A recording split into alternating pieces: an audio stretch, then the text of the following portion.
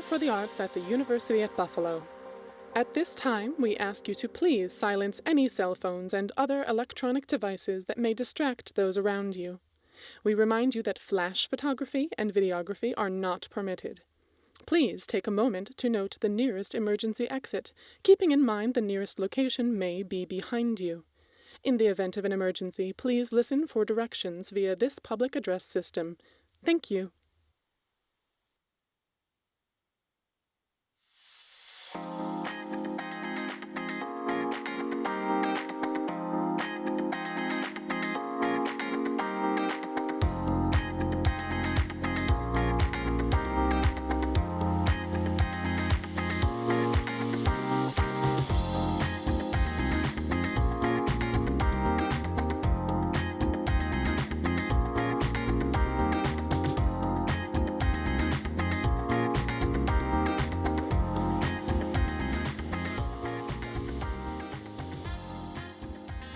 Welcome to the 2024 Henry A. Panasci Technology Entrepreneurship Competition, UB's biggest starter competition.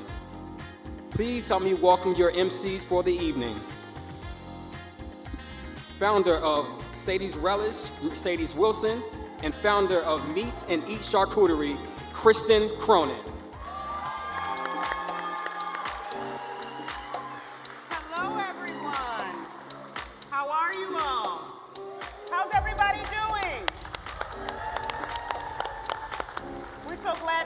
Tonight. Now, check under your seats, everyone. You may be a lucky winner of Sadie's Relish or a collab t-shirt. Yeah? All right. We are so thrilled to be with you this evening to experience Panasci 24. As some of you may know, I am launching a brick and mortar this Saturday as my grand opening at 4 p.m. And if you bring your Panasci program, not only will you get a 10% discount on some Sadie's Relish that you can purchase, but also one of our made-to-order charcuterie boards. On behalf of the University at Buffalo School of Management, the UB Startup and Innovation Collaboratory, powered by Blackstone Launchpad, and UB's Business and Entrepreneur Partnership, thank you for joining us for the 24th Annual Henry A. Panasci Jr. Technology Entrepreneurship Competition. It is now my pleasure to invite Dean Anav Iyer, Dean and Professor of UB's School of Management, to offer his remarks. Welcome, Dean Iyer.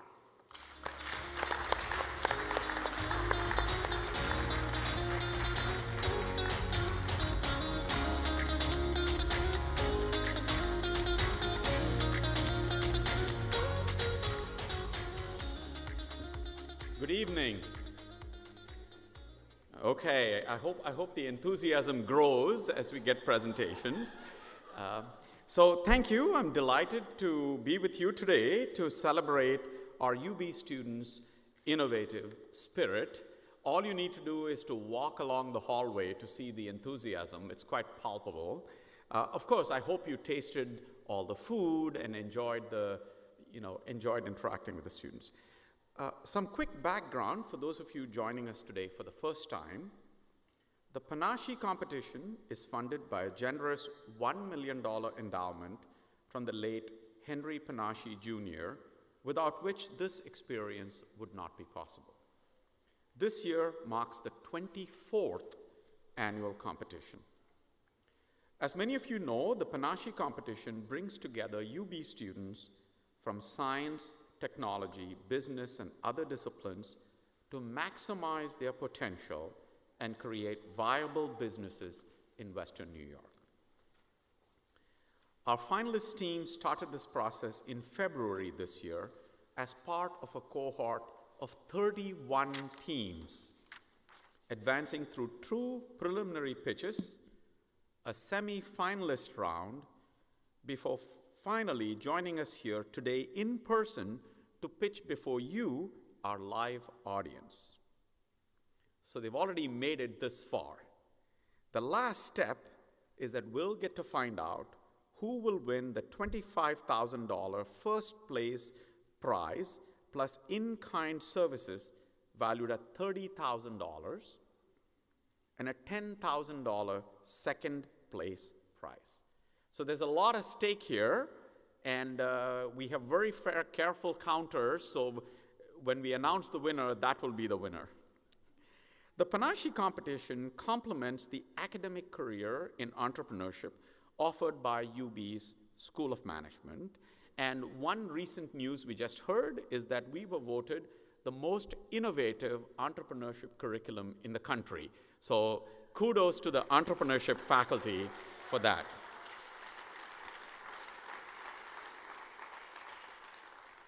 So best of luck to our 6 finalist teams. Remember, we've come from 31 down to 6. I'll now turn it over back to our MCs. Enjoy the show.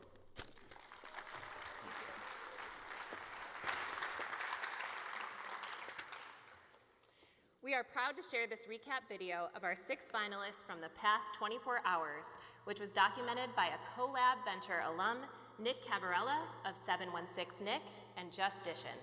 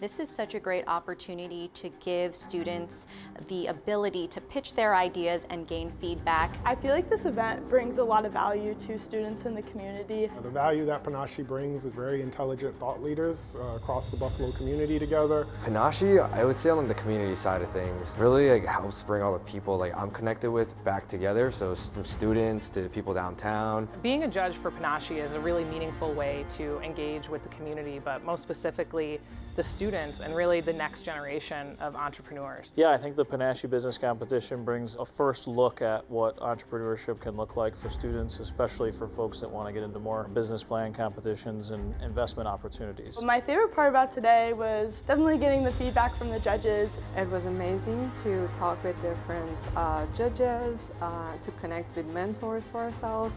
I've learned a lot through this process about entrepreneurship, about storytelling. Being able to take kind of their questions and criticisms and be able to implement them. The ability to spread more awareness about the company. I will say for judges that we've met and even community members around Panasci, that some of them have given us great ideas. They all specialize in their own area, so it was helpful to have feedback from different departments. We are able to learn from people that are further ahead in their journey, allowing us to be more efficient on how we execute our operations. To all the finalists, kudos to you for the bravery to get up and pitch. Yeah, stick to it. You're building some great businesses. This is not easy work, especially when you are trying to build a business. The pitch becomes this whole other thing. They're all hard. There's never going to be an easy path, but persistence is key, and best of luck. Hats off to you. Keep doing what you're doing. Keep making connections. Put yourselves out there. You never know how that can come back and impact the business that you're working on. And yeah, good luck to all the finalists participating. It's been such a great treat for me to connect with these folks and to help them connect with the outside community at Buffalo and beyond.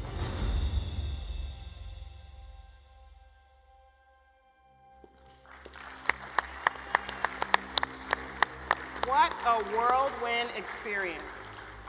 I am so pleased to thank the sponsors of today's competition who generously provide incredibly valuable services for our winning team.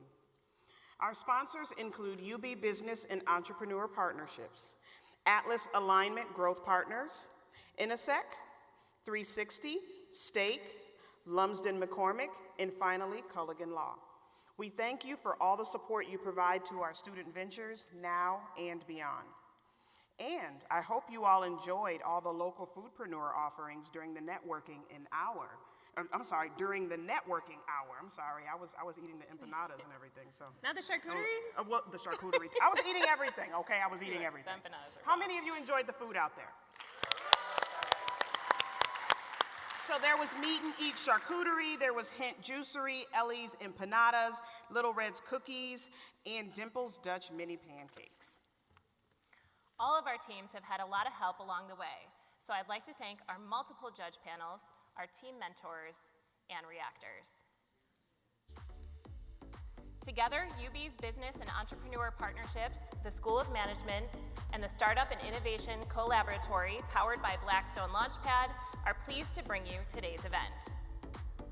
The teams you'll see today are represented by the School of Management, the School of Engineering and Applied Sciences, Departments of Industrial and Systems Engineering and Mechanical Engineering, College of Arts and Sciences, and the School of Public Health and Health Professions. It's amazing to see such diversity in academic programs from our student ventures, as we know that entrepreneurs come from all walks of life. Now I'd like to introduce today's esteemed judge panel. When I call your name, if you would give a wave to our audience. E. Fritz Abel, CEO, Materials In. Mara Devlin, Senior Vice President, Marketing Strategy and PR at 43 North. Bianca Gonzalez, PhD, CEO and founder, AmpaWorks. Sarah Megan, Global Lead for Collaboration, Partner Programs and Incentives, Cisco. Joseph Peacock, President and founder, Peacock Consulting. And Kat Wong-Tu Yen, Director of Marketing, Adro. Before we begin with the exciting pitches ahead, let's take a moment to understand the process. Each presenter has meticulously prepared their pitch to impress you, the audience, and our judges. As they step onto the stage, they will have 5 minutes to showcase their idea, innovation, or solution. Now, here's where you come in. Your role as the audience is crucial. Your attentive ears and discerning eyes will not only encourage our presenters, but also help our judges in their decision-making process. So get ready to engage, evaluate, and applaud each pitch with enthusiasm. I would like to give a test. Can we test that? It. Yep. Can everybody clap for us? I would say out of 10, that was about a 6. I was going to say 7, but yeah, 6 sounds good. Oh, you're being generous. I know. Can we try that one more time? Can everybody clap for us? All right, that's good. I think they're ready. I think they're ready. Fantastic. Now, let's practice our ready, set, pitch. So we are going to invite you to join us to cue up our teams as they get ready to pitch. You ready? I'm ready. You ready? All right, join me. Ready, set, pitch. We'll now invite Team Impasta to join us on stage. Each team will have 5 minutes to present, followed by 3 minutes of questions by our panel of judges.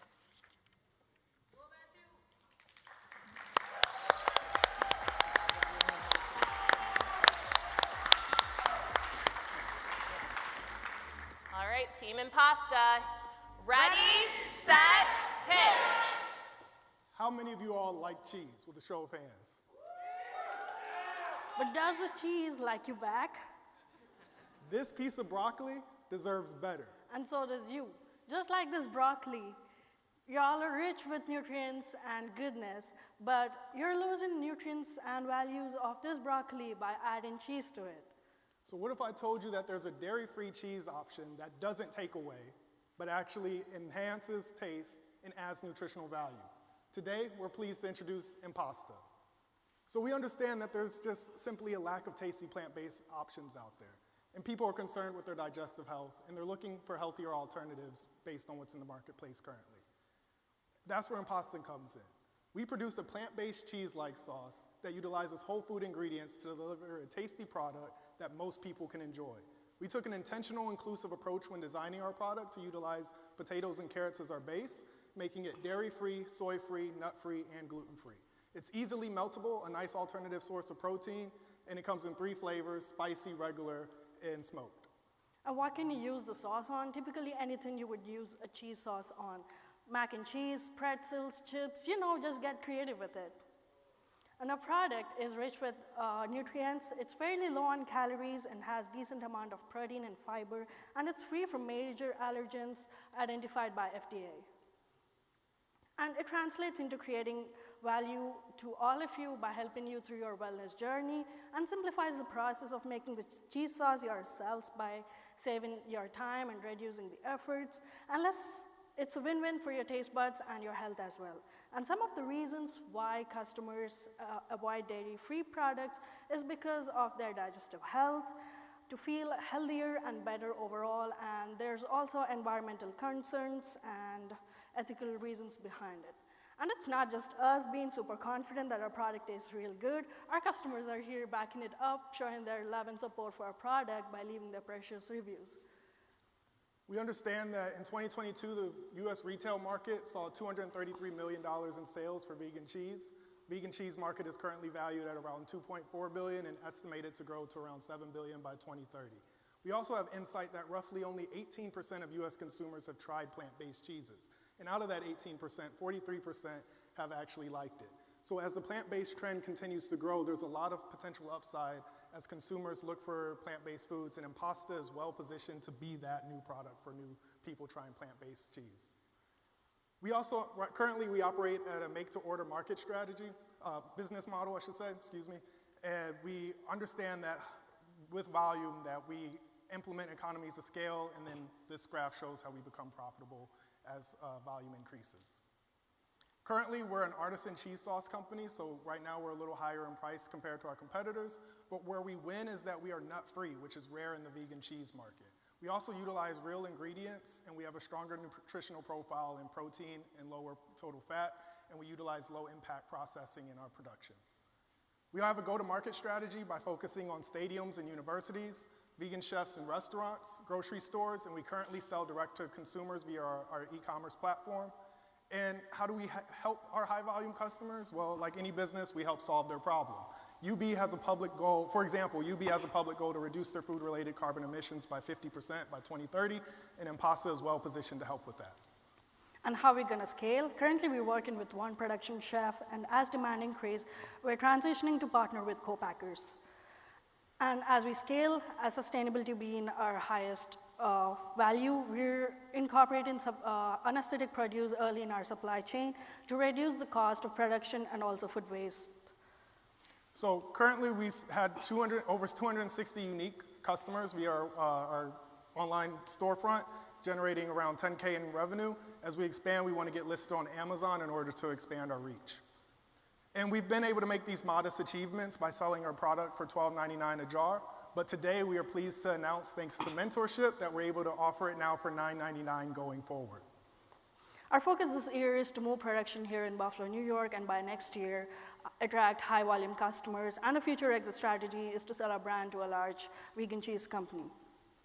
So why us? Well, we have Neha, the creative brains behind the scenes, first-year MBA candidate with a Bachelor in Commerce and Taxation and Accounting, and myself, the founder, also a first-year MBA candidate with a background in industrial engineering. And we have great mentorship from Pete, who's the founder of Lloyd Taco and a Buffalo food pioneer.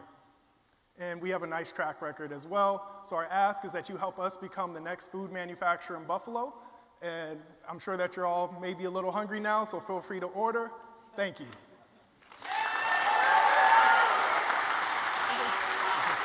This is our product.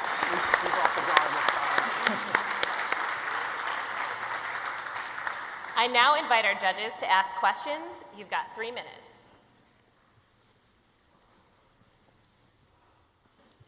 I'll go first. So as a plant-based eater, I gravitated to this. I enjoy what you're doing. You really have an incredible passion for it, and you have a lot of knowledge. I'm not likely to eat cheese sauce, so I want to know a little bit more about what your product development arc looks like. Yes, so that's a good point and good question. As we go forward, we have intentions to expand to chips, hard cheeses, adding different flavors. Even plant-based milk is on our horizon as well, since we incorporate that into our production. So items like that can also be incorporated into the Impasta brand as we go forward, which can touch more people that may be adverse to cheese sauce and more interested in other plant-based foods.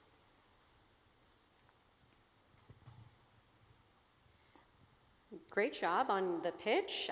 Really enjoyed tasting the sauce yesterday. And my question is on the cost of goods sold side, is there any thought into, in the future, how you're going to lower the cost of this sauce compared to competitors? Yeah, so that's where economies of scale kicks in for one, but the other piece is that utilizing the unaesthetic produce, we estimate that we can really get the produce for pennies on a dollar compared to buying it wholesale or buying it from the grocery store. So as we have the scale to incorporate that into our operations, our cost of goods sold will drop significantly. Any thought on how you'll react if you have a much larger CPG company enter the business? I know there's already some that have started, but how will you react as an early stage startup? Customer service is one thing that we could compete in. We're agile, we're small, we can pivot as needed. So really personally, I welcome the competition and I want more plant-based options to be available just from a standpoint of a sustainability, but if a larger brand comes into it, we will compete just like any other business and we'll find our niche and be the best company that we can be for our customers. Nice presentation, guys. My question is about how you're going to use the $25K to hit your 500 sale target for this year. Yep, so we've hit 500 before, so we know we can do it again. Part of that is that as we're moving to Buffalo, our operations to Buffalo, we'll use the funding to get established with Massachusetts Avenue Project, which is a shared community kitchen here in the city. That will allow us to produce the product. Part of that $25K will be used for marketing, digital ads, things of that nature, also for event attending. So if there's any trade shows or industry kind of conferences, that's another way to get in front of potential customers. So that $25K could be used for those fees in order to market our business. All right, thank you so much, Impasta. Great job. Thank you, everyone. We're going to give our judges just a moment to make any notes and submit their scores.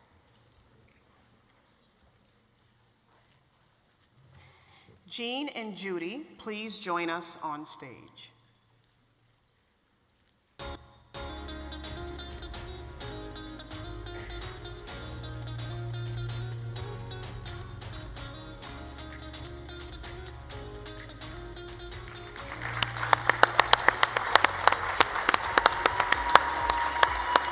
Okay, everyone, are we ready? Jean and Judy, ready, set, pitch. Hello, Panasci audience and judges. My name is Samantha, and I'm proud to introduce to you Jean and Judy, inspired by my grandparents. Imagine not having full control of your body as you age. Well, my family and I had to face this hard reality as my grandfather developed hand tremors due to a neurodegenerative disease, Parkinson's. 90,000 Americans are diagnosed with this disease annually, and I'd like you to meet my favorite one. Hi, my name is Gene. I was diagnosed with familial tremors, which is a mild form of Parkinson's disease.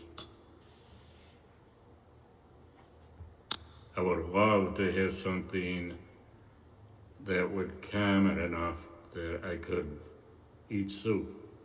Something as simple as eating a bowl of soup. Weight on my wrist, this weighs 2 pounds.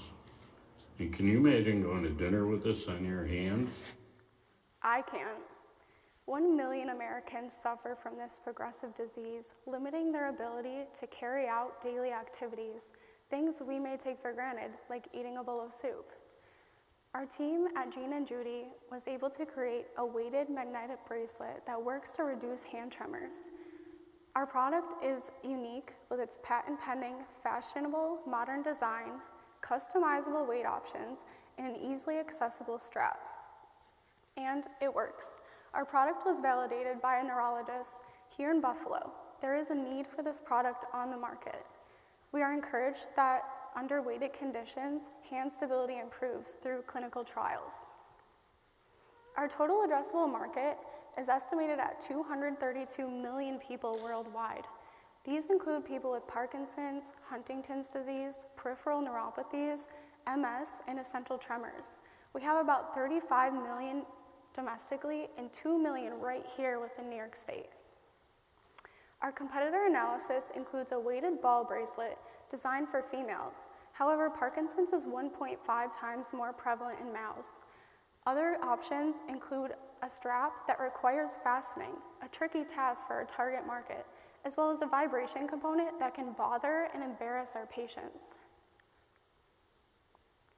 Right now, we are currently focusing on patients locally in Western New York and really focusing on our prototype. Once finalized with FDA approval, we plan to partner with larger facilities and get our bracelet on as many wrists as possible. Our starter kit is $80 and will include a single band with varying weights. Our cost per bracelet breakdown is as shown here. Moving from our first phase of prototyping to our second, we were able to cut the cost by nearly half. As we scale up and purchase in bulk at 500 pieces or more, we plan to bring that cost down to $13.30 based on our market research and discussions with assembly teams. Our financial projections over the next 5 years are shown here, and what I want to emphasize is that we plan to build intentionally versus exponentially. Our current cost per bracelet is $16, and we plan to create a manufacturing line for bulk purchasing, bringing that cost down to $13.30 and really maximizing our profit. This is a video of our second phase of prototyping. Is it comfortable? It's comfortable.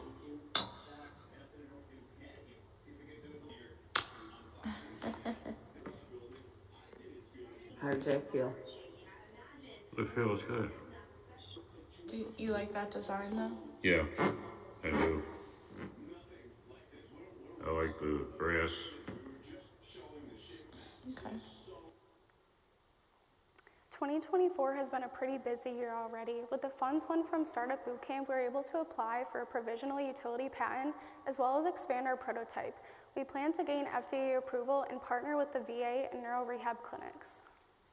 Thank you to our advisors who have helped turn an idea into a reality. Our ask for you today is simple. Our funds from Panasci will allow us to be able to work on product development as well as put our bracelet on as many wrists as possible. Aging is inevitable, so let us put a stop to those who have fallen victims to neurodegenerative diseases and join our journey on becoming steady. Thank you.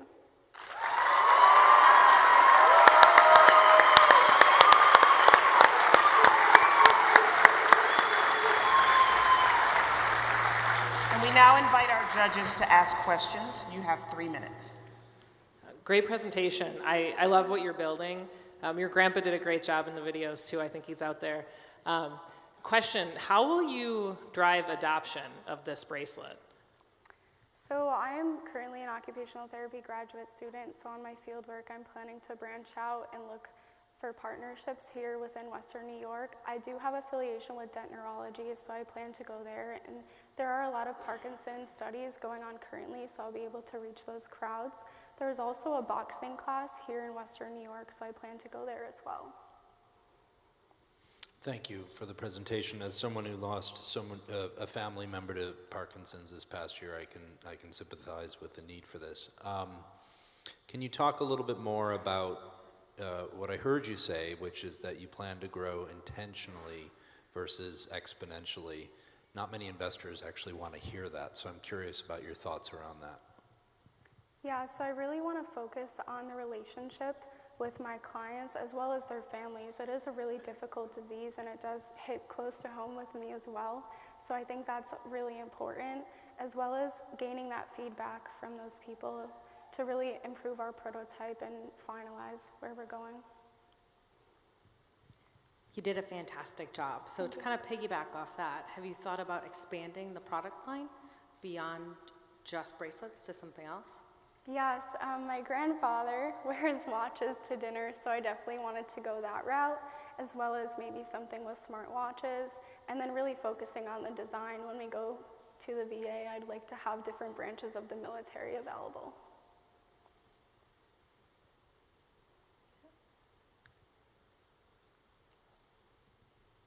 Any more Any questions? questions? You all set?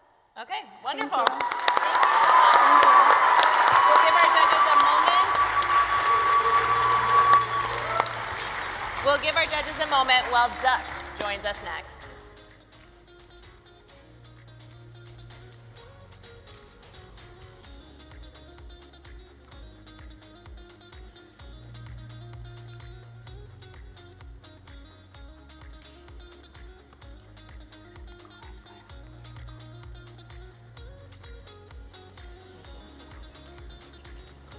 Team Dux, you're joining us next.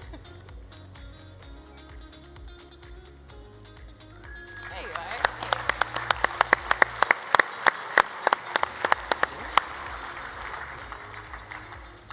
All right, Team Dux, ready, set, pitch. Composting is great for the environment, and we at Dux want to make it even better.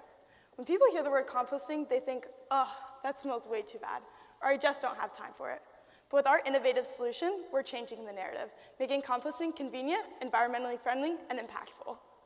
So our story begins in January of 2023 when we went on a study abroad trip to Costa Rica, and we found that the people in the local area were super passionate about sustainability, and we wanted to bring that same passion into our community in Buffalo. That's why we created Dux, where we're innovating biofilter technology. So the main problems that our customers face are the high emissions of methane and ammonia gases.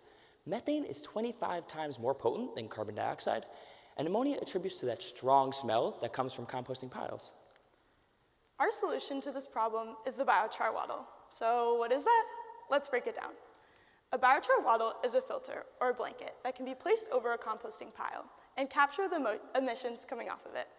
Our wattle is made up of two main components: biochar, which is a charcoal-like substance made from organic waste and heated through pyrolysis, and burlap, which is biodegradable and has the perfect porosity for housing our biochar. So how does this all work? Our wattle is able to be placed over the composting pile. The biochar inside absorbs or captures the methane and ammonia emissions coming off. We expect to capture 50% of the ammonia and 30% of the methane. So this diagram shows a little about how our business works. We will be purchasing biochar from manufacturers in the local area and pairing this with reused burlap in the manufacturing process to create our biochar wattle, which can then be laid over any size composting pile to capture these harmful emissions. We have a recurring revenue business model, given that our customers will need to purchase new biochar every 2 years after it gets saturated with these emissions. So let's look a little into our market. We market this product towards anybody who composts, mostly focusing on the 63 local farms and 10,000 homes that are already composting in the Western New York area. We are the only current solution in composting that uses this biochar technology, uses materials that would otherwise be waste, and comes in at a competitive price of $75. And this is a great market opportunity, considering the increasing acceptance of composting within the Western New York area. We project our market size to be $760,000. And we're going to use some of our funding to go toward education in composting to increase the number of people composting, as well as increasing our market. Okay, so for our go-to market strategy, we're going to be starting in residential spaces so that we can work with smaller composting piles and smaller wattles so that we can perfect our technology and scale it up to the needs and demands of larger clientele, such as local farms and commercial composting facilities. So you might be thinking to yourself, okay, this product can capture methane emissions. Where else can it be used? Well, we are planning on using it in locations such as landfills or cow manure piles on farms that are emitting tons of methane into our atmosphere, so we can capture a lot of these emissions. So diving into our 2024-2025 business roadmap, so far in 2024, we have received funding through the Pitch for a Purpose competition, and we're currently in the process of getting a patent on our wattle design so that through the UB Law Clinic. Then moving out throughout the year, we're going to continue our prototyping and conduct emissions testing on the product. Then in 2025, we want to ramp up this prototyping into a finalized wattle product that we can then install into buffalo backyards and farms and gauge customer reception on the product. And we need your investment to begin emissions testing and to begin manufacturing our residential wattles. The rest of our funding will be going toward growing our team as well as finding laboratory space. And so, why us? Joe and I are currently conducting research on biochar production, and we are heavily involved in sustainability across campus. We want to empower those in our community to compost to help both people and the planet. So join us in our Dirt Utopia. What are you waiting for?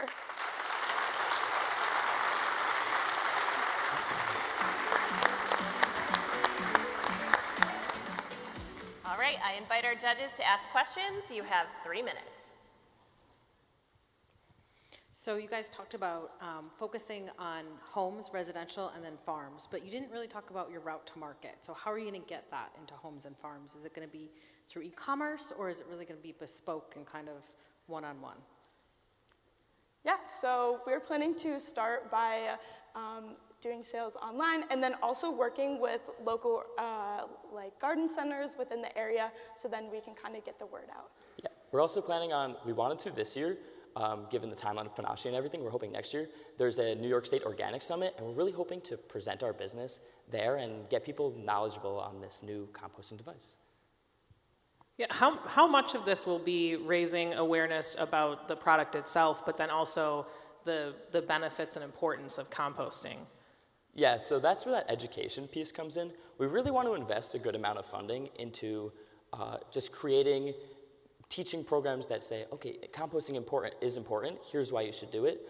But a lot of our initial startup business is towards people who already compost, so we can get that product on the market, start learning how the technology works, and then from there, people through word of mouth, and then also through social media, will tell new people, hey, composting is important, and you should use Duck's device because it captures those harmful emissions. Nice presentation, guys. Question is about your product development roadmap and what the timing looks like with the post-funding.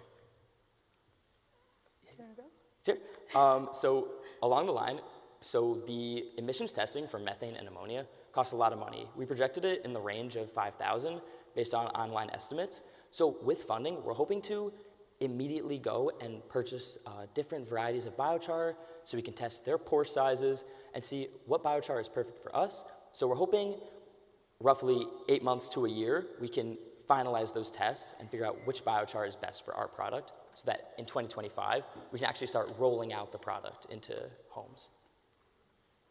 That was going to be my question. It sounds like it seems as though there's a big downstream revenue opportunity with the biochar. How much of your modeling have you done around that, of the potential? Yeah, so we're really focusing on this area and what we can capture here, and then after that, we've been kind of looking at what else is available as far as expanding across the country. So after working in residential homes, our goal is to really work within farms and small-scale composting facilities. All set? All right, thank you so much, team. Thank you, judges.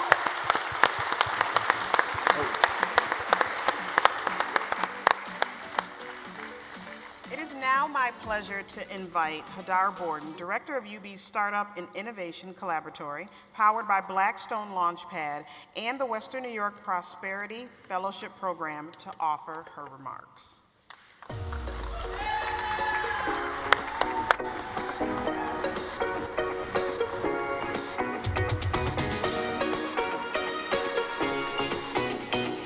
Thanks so much, Mercedes. Good evening, everyone.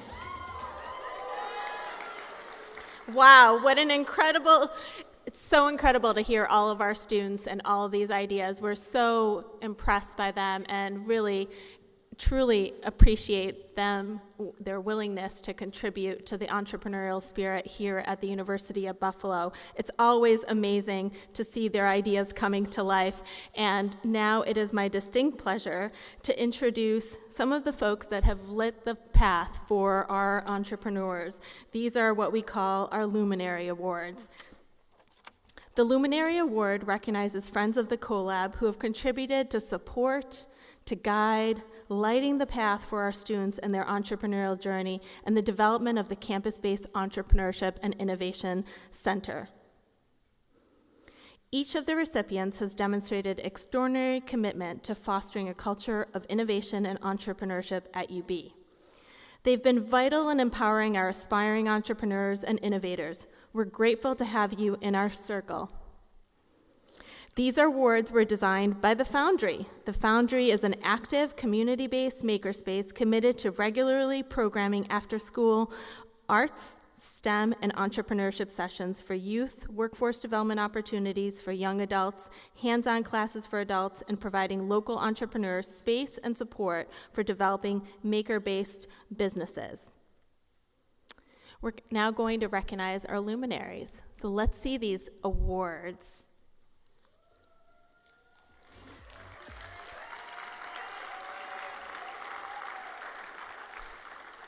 Now, some of our luminaries were unable to join us. First up is Brad Hahn, who's a UB alumnus, Executive Director of Explore Buffalo. We deeply appreciate Brad's unwavering commitment to our program and students by helping to grow their affinity to the region by offering tours of our community. Unfortunately, Brad was unable to join us this evening, but we will certainly make sure to celebrate him one-on-one in the future. So let's offer him our congratulations.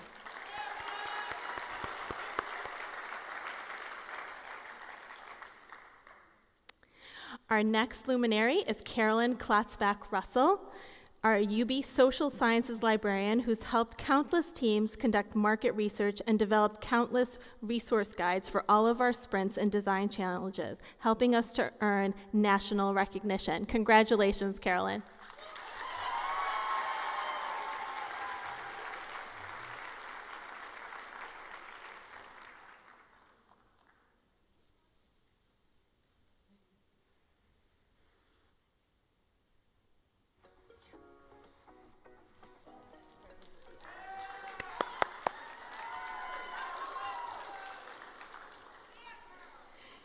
Enjoy that moment, right? Amazing. So our next luminary is Darren Cotton, a UB alumnus.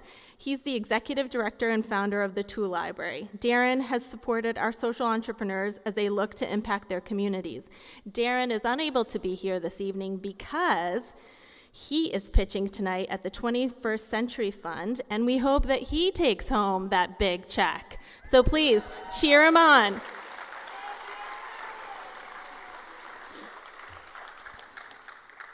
Our next luminary is Aaron Rowley, who is head and science engineering library services engineering librarian who's helped countless teams conduct patent searches and gathered technical standards for their innovations. Aaron, along with Carolyn, curated entrepreneurship resources available through a dedicated space in the UB Library's website. Many thanks, Aaron, and thank you.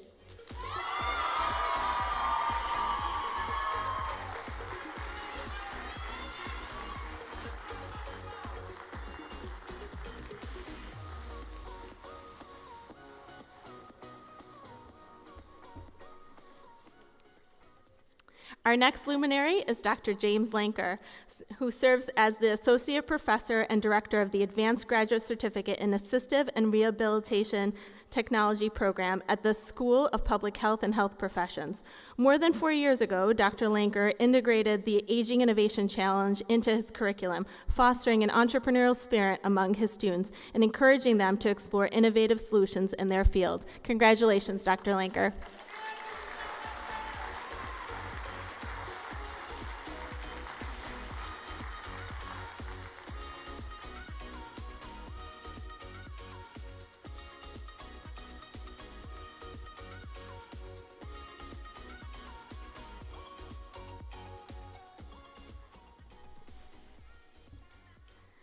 Another one of our recipients, Jonathan Ebel, was unable to join us this evening. Jonathan is a UB alumnus and co-founder of Vervend.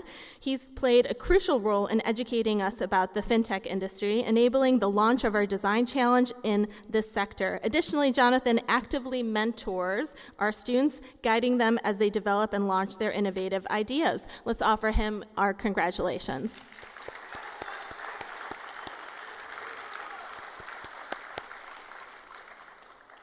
Another one of our luminaries is Melchijah Griffiths, a UB and Western New York Prosperity Fellow alumnus. I think he's got a few.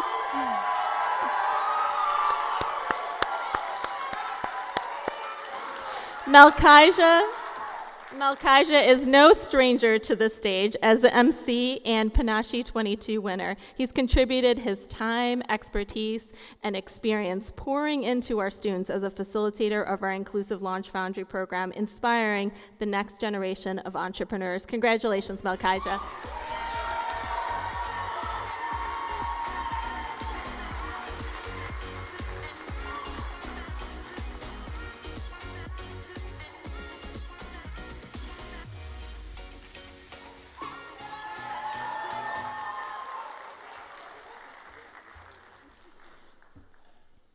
Our next luminary is Mary Ruhl.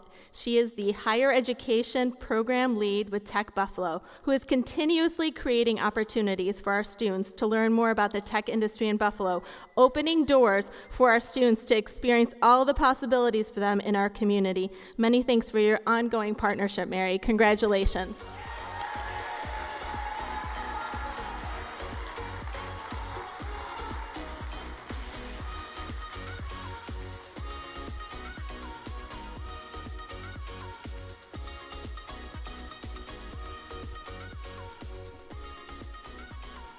Our next luminary is Michelle Zaffron, who serves as the coordinator of reference and education services at UB Libraries and acts as a department liaison to the School of Public Health and Health Professions. I love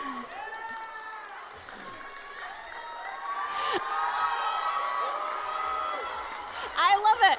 Our initial collaboration with Michelle began when she created our first Aging Innovation Resource Guide. Since then, she has become an integral part of our Western New York Blood Care Innovation Sprints and the Health Futures Competition. Michelle consistently provides invaluable guidance to our students on conducting research for various health-related ventures. Congratulations, Michelle. And obviously,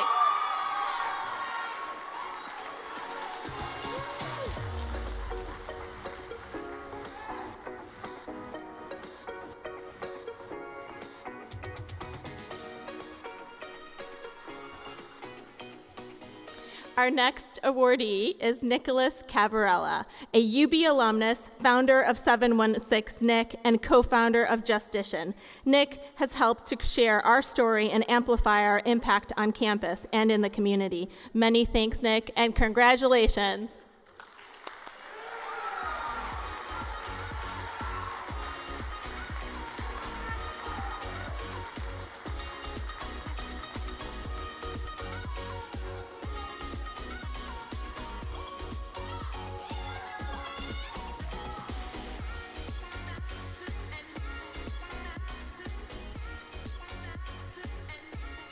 Our next luminary is Dr. Phil Schneider. He's a UB and Western New York Prosperity Fellow alumnus. He serves as Senior Director of Research and Development at ACV. He's been a collaborator and contributor to the collab since our initial landing at UB. Whether it's creating the largest Pokemon community, and yes, you heard me correctly, Pokemon community experience at UB, to engage students in the collab, to designing an automotive design challenge for our students to innovate within this industry. He's always looking for ways to mentor and inspire our students to innovate. Congratulations, Phil.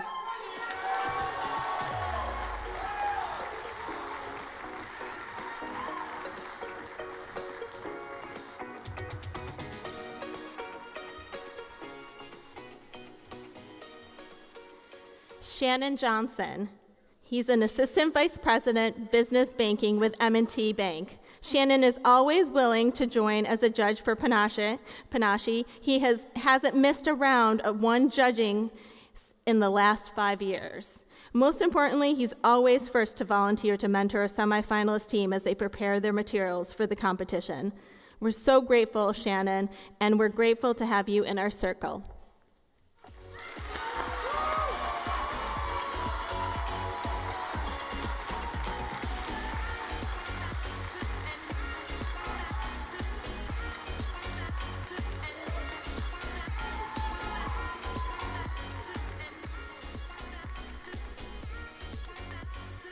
And rounding us out is Sonia Tereke, a UB alumna and winner of Panasci 22, who also served as last year's MC, consistently offers her time to mentor and inspire our students in the realm of entrepreneurship. Always approachable, Sonia greets our students with a warm smile and encouraging words, understanding well the challenges they face as student founders. We are grateful for her compassion and unwavering support of our students. Congratulations.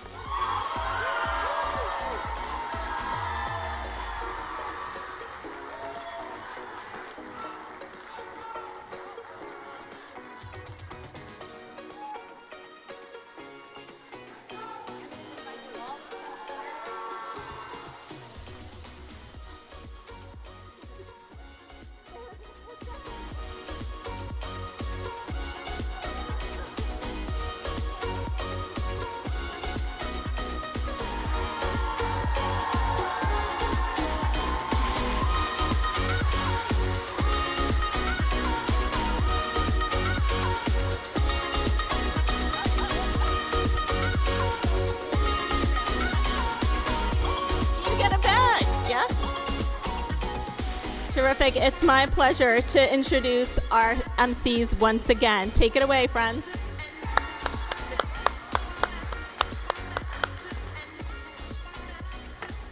Again, one more congratulations to all of the Luminary awardees. Can we give them one more hand?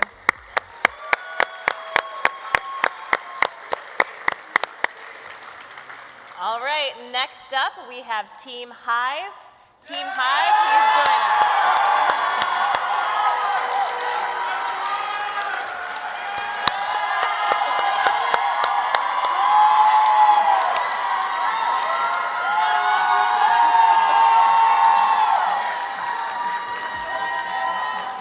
All right, Team Hive, ready, set, pitch. All right, UB, how we doing? All righty, so today I'm here to talk to you about the next big ed tech platform here coming to Buffalo, New York. All right, so I'm here to talk to you about a story first. My sophomore year, I was an RA, and the big goal was to talk about community, bringing people together. And if you run a club or an organization here, you know all about UB Linked. And with UB Linked, the one thing is it's a directory. And in that directory, it just brings information overload for the student. At the end of the day, that brings one question. In that question, we should ask, does this best resemble the UB community? Let's take a look at our target market. The EdTech market is exploding and is expected to almost triple its pre-COVID size by 2028. How do we fit into that market, you might ask? Well, we do what others don't. While some platforms only fit into universities or clubs and organizations, or even just the students, Hive bridges the gap. With universities as our customer and clubs, organizations, and students as our users, Hive caters to all stakeholders. 87% of students believe existing platforms lack a community focus. 90% of students find information inefficient, leading to missed opportunities. And 92% of students sidestep official platforms like UB Linked.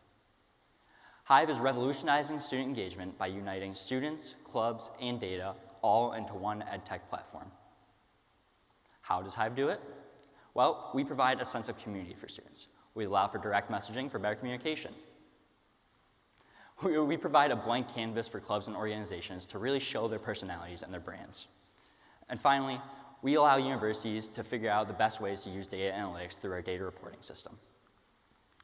So rollout, not just here at UB, but nationwide. First, we start with marketing, then our student ambassadors. I'm talking orientation leaders and student leaders. Then we move on, and in this summer, targeting freshmen, getting them on this platform before they even move to campus. Then, fall semester, full rollout of everyone. And then December, we see what works, we tweak things around. Ultimately, then finally, going to administration officially and seeing how do we need to adapt to become a turnkey solution for them. Ultimately, securing that contract for the next academic year. Hive is targeting universities with over 15,000 students, over 100 clubs, and non-commuter. These are the universities that need Hive. We're starting here at UB. We're then dipping our toes into other SUNYs, private, and then expanding past New York State. Why do we say we're well positioned for this? Well, on our campus of 30,000 people, we've already reached over 23,000 on our Instagram, one marketing channel. For our student ambassador program, we already have signups of student leaders and other orientation leaders. And I'm looking at all of you guys here. If you want to sign up, please do. Lastly, our beta, early adopters.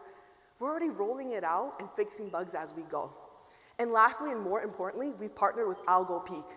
They are a software development firm that believes in Hive, believes in our team, and they're building it out with us, joining our team, and having a stake in the company. All right, so let's talk about the fun part, how we make money. So, first, ad revenue in the fall of 2024. We're focusing on targeted in-app advertising being our first model. Then, as Mirka said, our focus is to go towards that B to university model, having a third-party university solution and entering into those contractual agreements. And then running into the B2B model starting in the fall of 2027 with that user-generated content, working with businesses outside of the university focus. So, now looking at those financials, we know that the B2B partnerships with outside universities will scale upwards when we look at the valuation of our data. Our contracts is something that we start at during year 2. Our ads is something that will exponentially increase with the increase in daily active user rates. And then that allows us to look at our revenue and then our expenses and see that we're exponentially growing with our net income over the next 5 years. So our team, so it's myself, Eleanor over here, who is our technical spearhead, Noah, who leads the data analytics, Mirka and Samarth, who are our great marketing leads, and then Gavin over here, who is running our student ambassador program. So we know the problem better than anyone else. We have a beta, we have student buy-in, we have university interest. We are Hive. And what I am asking for today is costs going towards our software costs and going towards our intellectual property protection going forward. And that is Hive.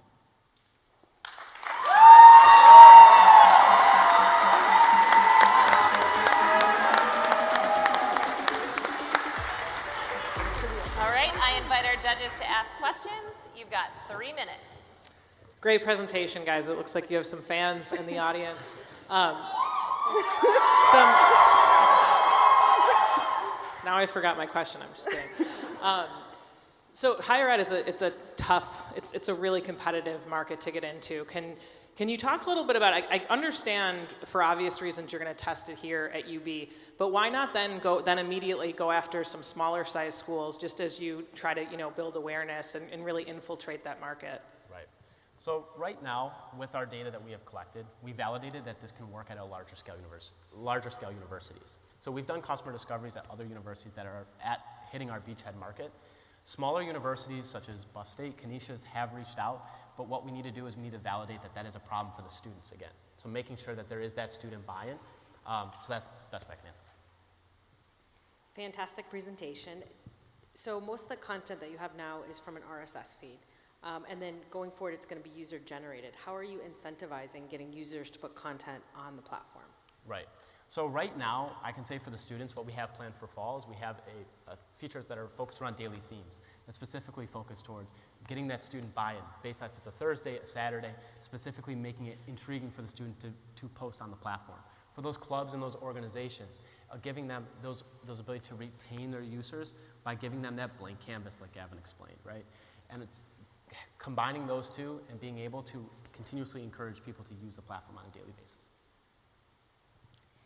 In terms of the companies that are already out there and partnering with the other universities, or universities who have built something similar in-house, how are you going to try and win them over and convince them to try your platform?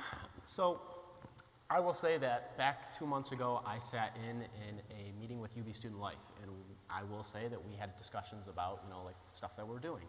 And the one thing I will say is that when you go back and enter into those contractual agreements, you'll come back out of it dissatisfied if you do not have that student buy-in, if you do not have that student-to-student interaction. And that's the one thing, is if we can get to that tipping point to encourage students and for clubs to use our platform, we know that the institution is going to come our way. Yeah, go ahead. Yeah, a quick question is, when you compare these platforms side to side, what are the metrics that you've seen with yours that outperform the existing? Right. So the one thing right now that we can look at is that from KPIs with like anthology, specifically focus on the actual specific events. So like what events are kind of coming out, like how many people are coming to those events? That's the main metric that they're looking at right now. With what we're trying to do is now look at from a day-to-day basis of not just what events that they're going to, but what clubs are they following?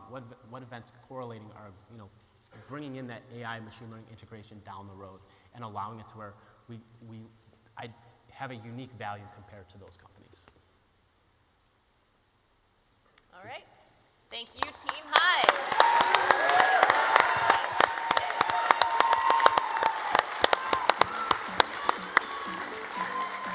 Next up, we will invite Team Exergy to the stage while the judges finalize their notes.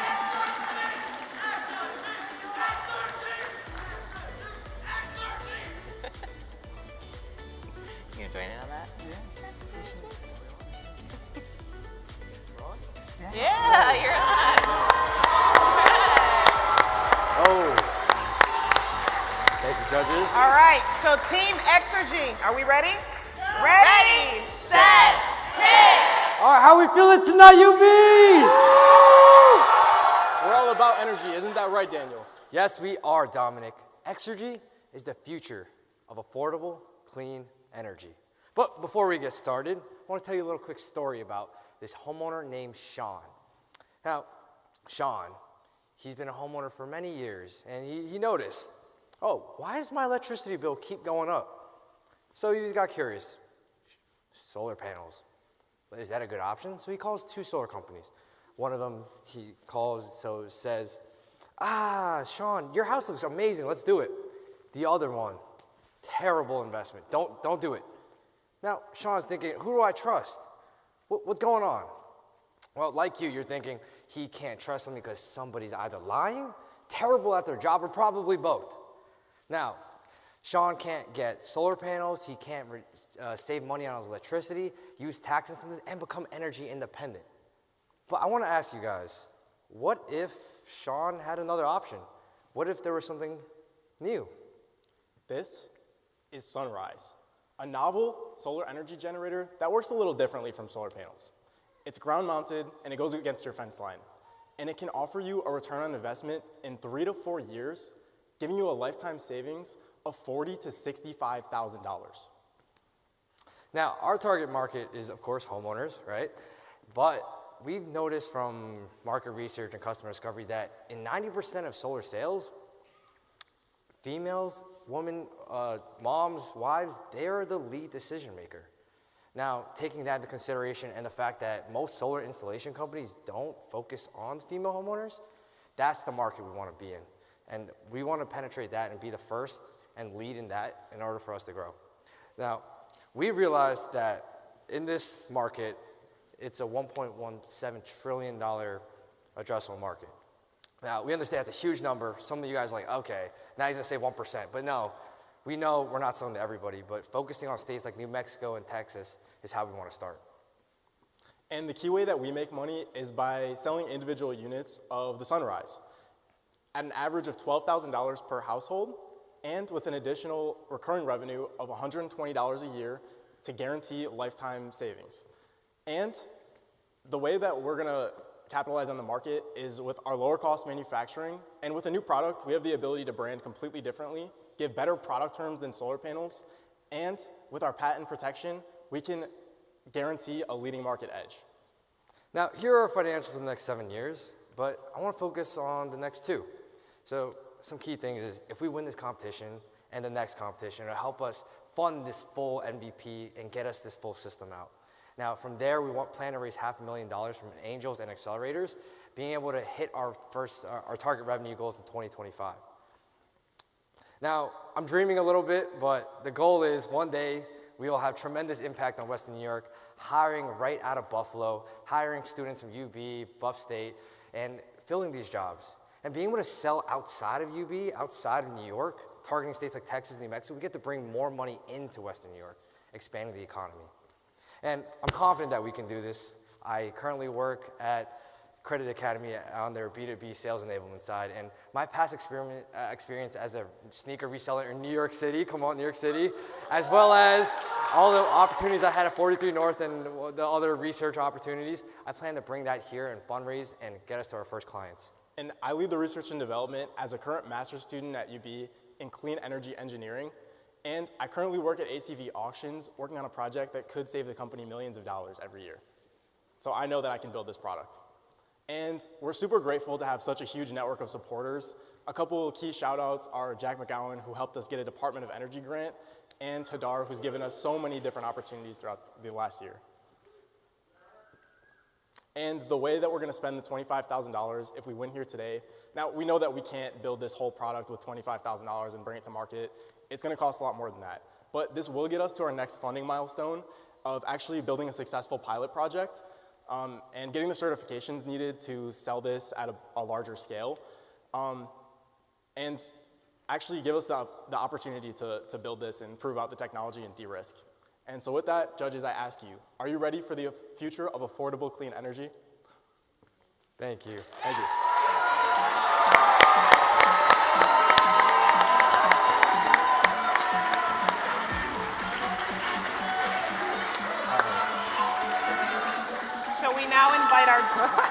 So we now invite our judges to ask questions. You have 3 minutes.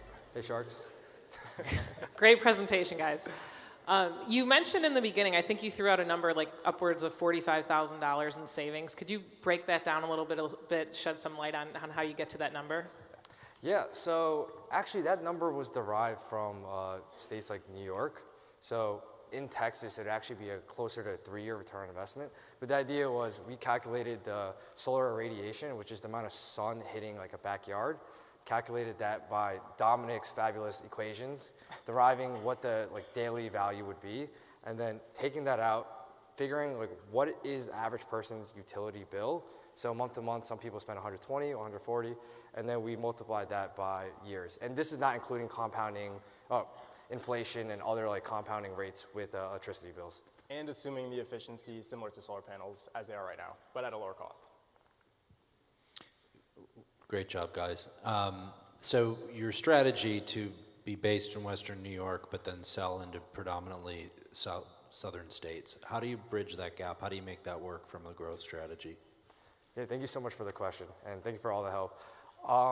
So what we're thinking is to start, we obviously can't go out and be like, oh, let's buy a factory. So we're thinking we'll have to move and start selling in Texas, or have people in Texas or New Mexico do the actual sales process for us.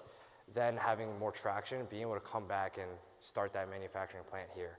So we understand and we love the city. We've seen the growth and, not the growth, but the history of these manufacturing plants. So we thought this would be a perfect opportunity.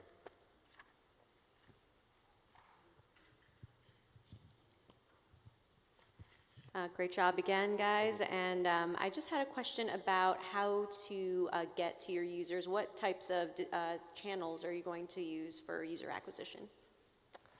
Yeah, so user acquisition, to start, it's going to be us until we develop the standard operating procedures. From there, we want to pick and choose which solar installers would best fit us.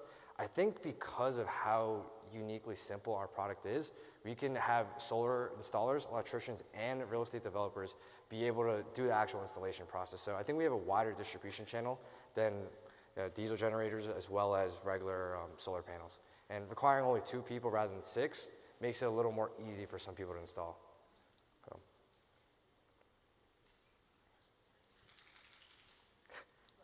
Any more questions?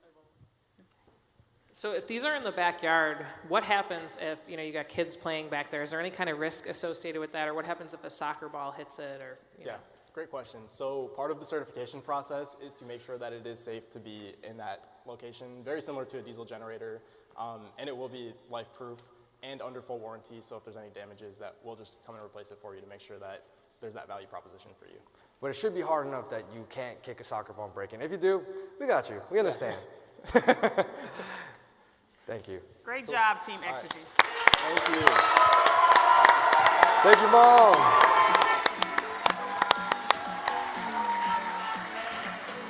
All right. Rounding us out tonight we have Team Connects. Team Connects, please join us on stage.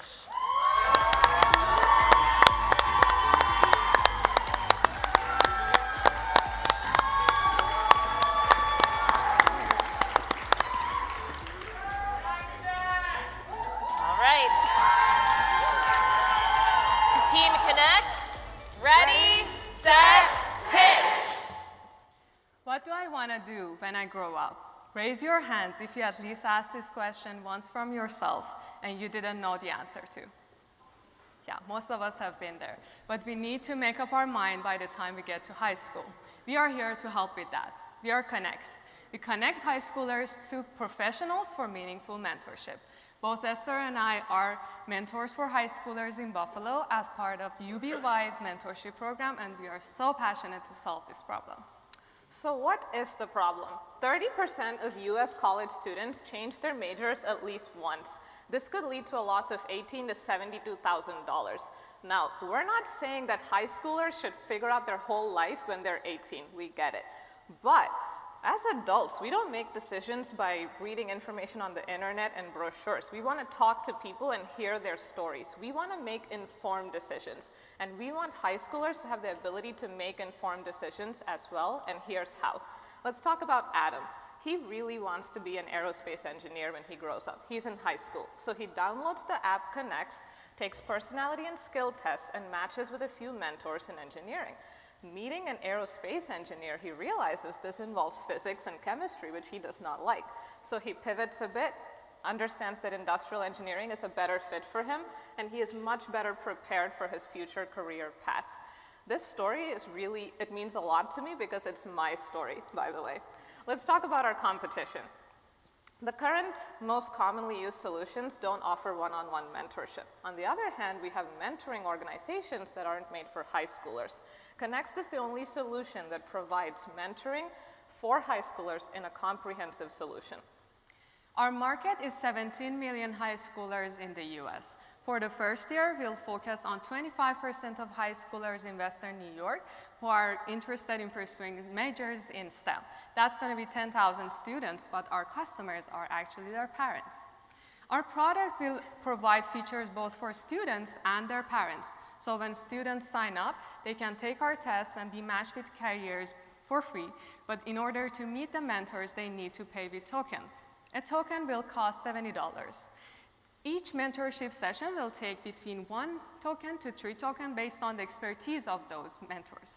So this is the price that is very comparable to the tutoring price that parents are willing to pay for their kids.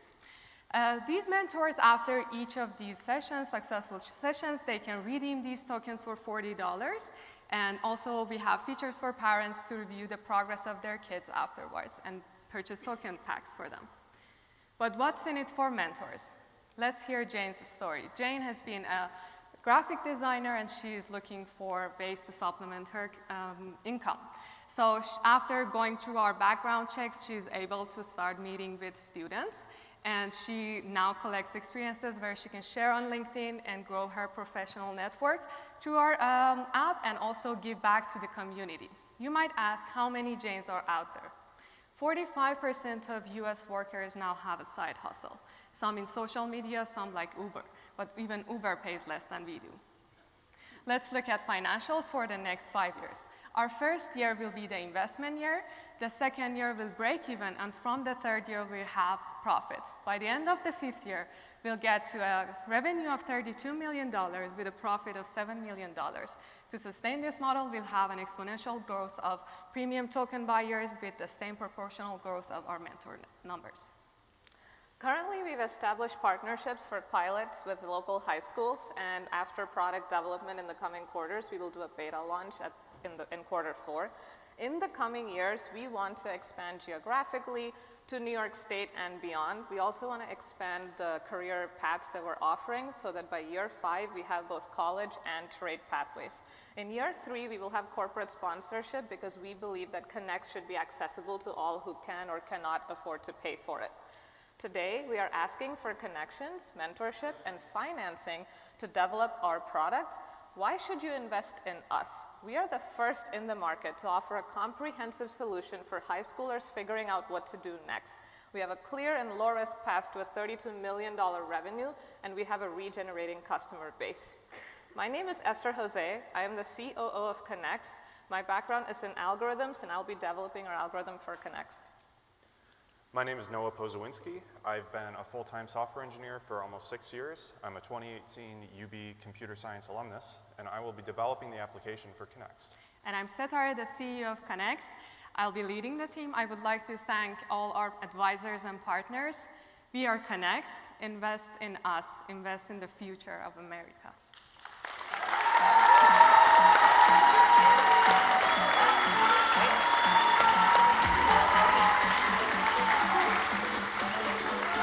I invite our judges to ask questions. You have 3 minutes.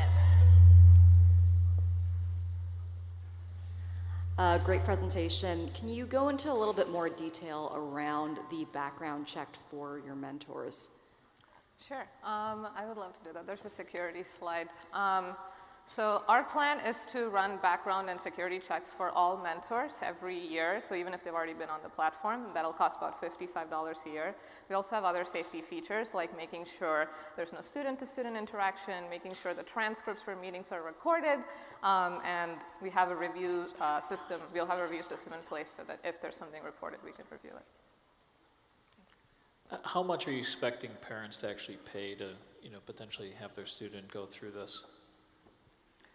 So our current pricing depends on the type of packs they buy, but it's something around like $70, which is comparable to the tutoring sessions that they are willing to pay. Also, these parents care so much about their kids' future. They are currently investing in SAT and also tutoring, so we are almost sure that they will also invest in this for their kid. And just for your reference, the market for tutoring is 20% of high schoolers that are currently in the US are using it, and that's around 3.5, and we are trying to tap into 2% of that. So, great job.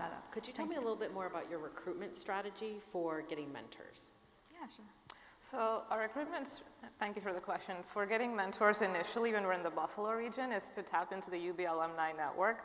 We even had a recent mentoring conference. There's many people who are willing to mentor for free, and we want them to be compensated for their time. As we expand geographically outside of our own community, we want to do targeted ads because like we said, there's plenty of professionals looking for ways to supplement their income. So, yeah. Great job and amazing traction so far, getting all the all the schools onto your platform early. My question is around partnership models to scale. Any plans partnering with other companies or other organizations that could benefit the both of you in terms of acquiring students and mentors? Yeah, so there's a few ideas in it. The main idea is definitely to partner with corporations so that they can get their name out there, fund the future of America, et cetera. We also have plans to sell to schools directly once we gain enough traction. And another idea is to work with universities because they often have, like UB has, lots of summer internship programs for high schoolers. So a way for them to advertise it to students who really would be a good fit for these programs would be to integrate that as a recommendation system.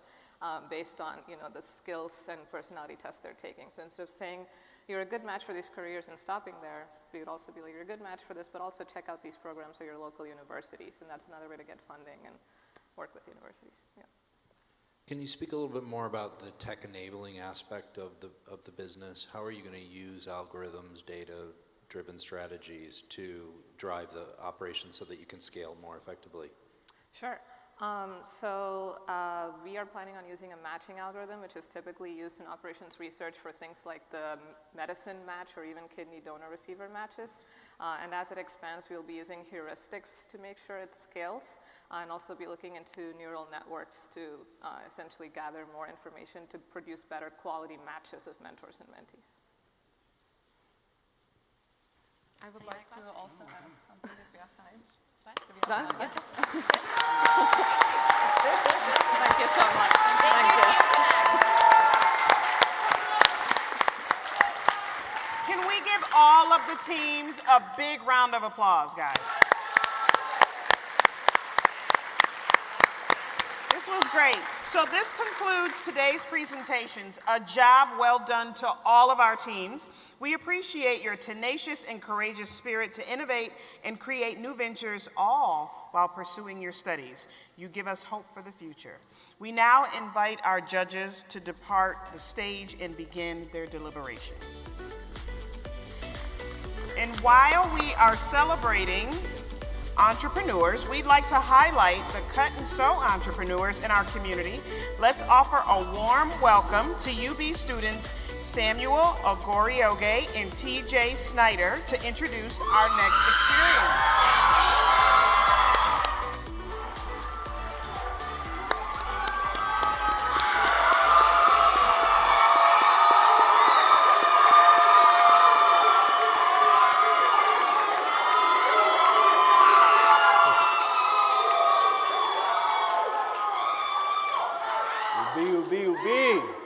Thank y'all for having us here today. As you've seen so far, we have a bit of a fashion theme to this event. And while we give our judges some time to think, we've got a little show for y'all. My name is TJ, executive producer of this show. And my name is Sammy. I'm the creative director of this fashion showcase. But yeah, we don't really have too much to say other than that. So sit back, relax, and enjoy the show. Thank you.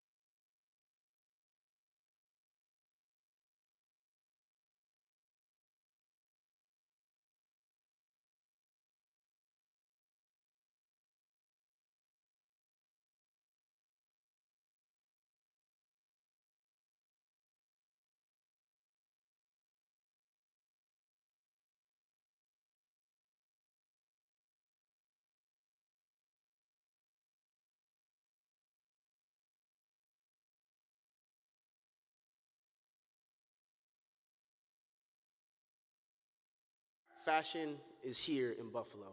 It's a renaissance, and we want to bring that here to UB. Behind me is a QR code with an interest form. As you saw, we are Blueprint, UB's newest fashion organization. If this is something you'd like to be a part of, please join us. That's really our only ask to you. We need support. We need the love. If this is something you want to see here on campus, come through. Thank you. Because we've got plenty of fashion here. Buffalo Fashion House, Buff State. Why not UB? Why not UB? I want to thank y'all for coming out here. Perpetually Blueprint.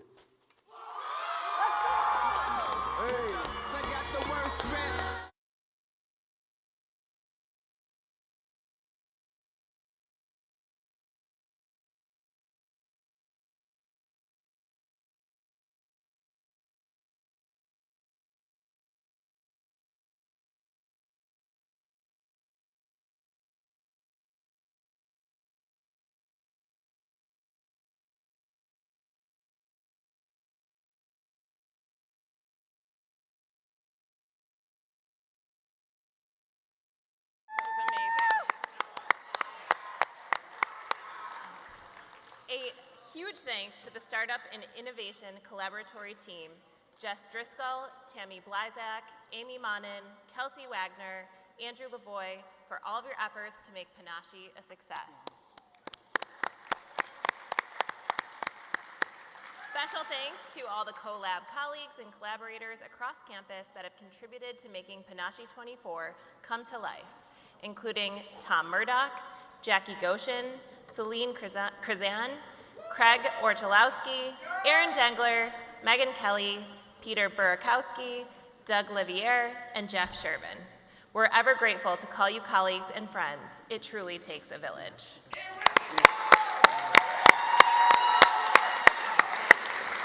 We'd also like to thank and welcome our judges one last time. We have E. Fritz Abel, CEO, Materials In.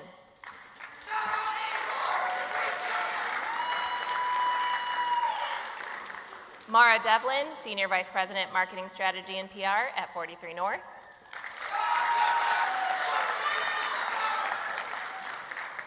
Bianca Gonzalez, PhD, CEO and founder, AmpaWorks.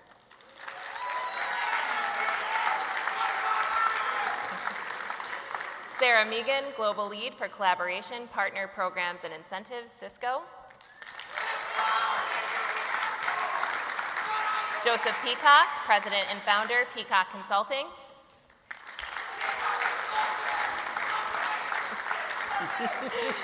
And Kat Wong Tu Yen, Director of Marketing, Adro.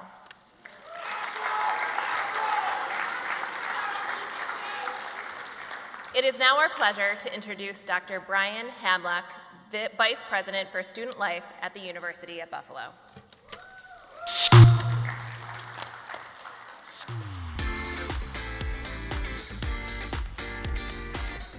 Thank you. What a remarkable evening this was. Hats off to all of our student competitors who participated this year. Each one has really shown what true pioneers you are. This evening will certainly be a defining moment in your university journey, and we're thrilled to have been a part of it. Cultivating an innovative and entrepreneurial mindset are invaluable skills that will serve you well as you progress in your future business and career endeavors. Congratulations to all once again.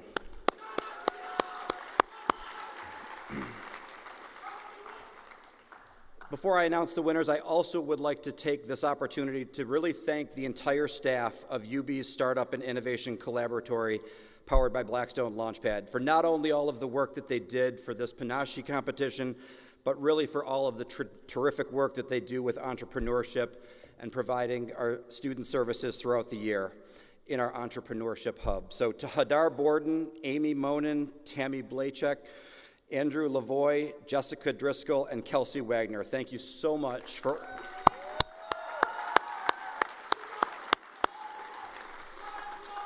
Thank you so much for organizing a terrific event this evening for our students and the entire UB community, as well as all the great work that is done throughout the year. Now, the moment we've been waiting for. Our second place winner, with an award of $10,000 in seed funding, is Exergy.